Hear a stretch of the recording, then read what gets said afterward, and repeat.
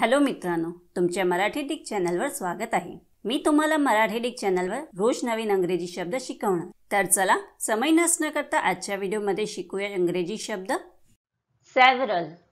सेव्हरलचा मराठीत अर्थ अनेक, कित्येक, काही एक, बरेच, अलग, निरनिराळा किंवा काही लोक होत आहे। सेव्हरलला आपण वाक्यात प्रयोग करून बघूया। पहिला वाक्य आहे She has been absent from school for several days.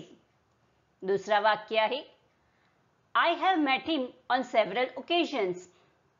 तिसरा वाक्य आहे Children here walk several kilometers to school.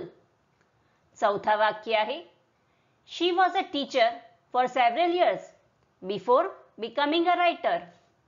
Friends, व्हिडिओला लाईक, शेअर आणि कमेंट करायला विसरू नका आणि चॅनलला सबस्क्राइब करा। Thank you.